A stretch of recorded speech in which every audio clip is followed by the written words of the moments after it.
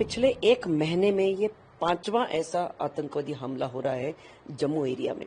अभी देखिए यहाँ पर हमें नोट ये करना चाहिए कि जम्मू कश्मीर में जब भी आतंकवादी हमले होते थे अब तक वो कश्मीर वैली में होता था, लेकिन अभी जम्मू एपिसेंटर बन गया है। और उसका कारण ऐसा है कि जम्मू के लोगों ने बहुत अच्छा रिस्पॉन्स दिखाया था लोकसभा के इलेक्शंस में। अभी असेंबली के इलेक्शंस आने वाले हैं तो लोग खुलकर बाहर आ रहे हैं, वोट कर रहे हैं सरकार के लिए, और एक सरकार वहां पर गठन होगी, सरकार का गठन होगा। ये देखकर पाकिस्तान को कुछ खाना नहीं पच रहा है। और पाकिस्तान ये हर हमेशा से चाहता आ रहा है कि जम्मू कश्मीर ये कभी भी स्टेबल ना रहे। भारत को हमेशा परेशान करने की पाकिस्तान की ये जो जरूरत रही है उसे हमेशा भारत ने नाकाम कर दिया है। जैश-ए-मोहम्मद नाम का ये आतंकवादी संगठन है जिसका ये एक कश्मीर टाइगर्स का एक कोई फैक्शन है, वो ये रिस्पॉन्सिबिलिटी क्लेम कर रहा है। लेकिन कुछ भी हो, आतंकवादी तो पाकिस्तान से ही, पाकिस्तान ही इन्हें ट्रेन कर रहा है, पाकिस्तान ही इन्हें हथियार दे रहा है। तो ये जो पूरे टेरर एक्टिविटीज पाकिस्तान कर रहा है, हाँ, हर महीने में ये 4 से 5 टेरर एक्टिविटीज कर रहा है, ये कहीं ना कहीं बंद होना चाहिए और इसको कहीं ना कहीं पूर्ण विराम लगने की बहुत ज्यादा जरूरत है।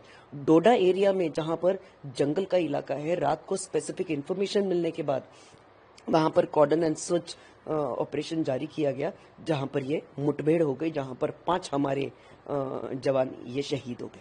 बहुत दुर्भाग्यपूर्ण बिकॉज डोडा का इलाका है जो जम्मू डिवीजन का इलाका है, पिछले 20-25 सालों से काफी शांत था और पिछले ही 2-3 महीनों में एकदम एक्टिव हो गया है। कठुआ में इंसिडेंट हुए, राजौरी में हुए, रियासी में हुए, अब डोडा में दूसरा इस तरह का हादसा हो रहा है। तो ये इलाके जो हैं, हम लोगों ने ये नहीं सोचना चाहिए कि सब कुछ शांत है।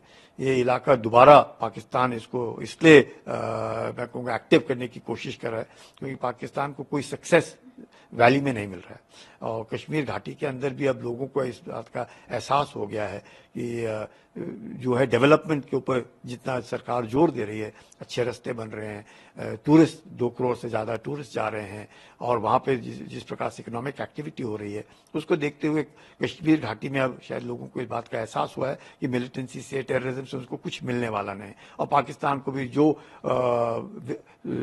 सफलता जो चाहता है वो घाटी में नहीं मिल रही है। और ये जो इलाके हैं और खासकर अब जब मौसम खराब है, बारिश हो रही है, इलाका बहुत घना जंगल का इलाका है, बहुत सारे उस पर हाइडआउट्स हैं और लोकल सपोर्ट जो बीच में हम कुछ भी कहें, हमारे बीच में भी ऐसे गद्दार लोग हैं, OGWs हैं जो इनके सपोर्ट कर रहे हैं। नहीं तो मुझे नहीं लगता है जैसे मछली पानी के बिना रह नहीं सकती, वैसे ही ये जो उग्रवादी हैं ये बगैर लोकल सपोर्ट के जी नहीं सकते। तो ये जो उनको सपोर्ट मिल रहा है वो नहीं मिलना चाहिए, जिसके लिए हम लोगों को अपने आंख और कान का जबरदस्त इस्तेमाल करना चाहिए, ह्यूमन इंटेलिजेंस को दोबारा रीएक्टिवेट करना चाहिए। होगा, ऐसे नहीं कि नहीं होगा, पर हमको और ज्यादा जोर देना पड़ेगा और ये सोच करके चलना कि सब शांत है, वो नहीं है। अब पाकिस्तान ने सोच लिया कि जम्मू डिवीजन में इस तरह के उग्रवादी लोगों को ढकेला जाए और जहाँ पे लोकल सपोर्ट उनको मिल रहा है इसके लिए इनको इस तरह। और अभी आप डोडा में देख रहे हैं उन्होंने समय भी बदल, जितने भी इंसिडेंट्स हो रहे हैं तकरीबन शाम को हो रहे हैं। जब तक आप उसको रीइंफोर्स कर सकते हैं, कुछ कर सकते हैं, वो जंगलों में जाकर के छुप जाते हैं। लोकल्स को है उनको जगह दिखा रहे हैं कि कैसे भागना है, किस इलाके से जाना है।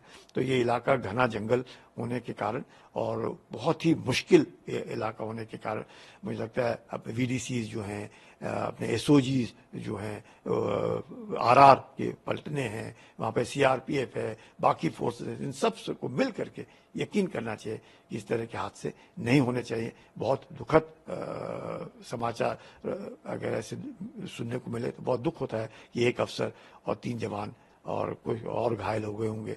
तो इस तरह का हादसे नहीं होने चाहिए।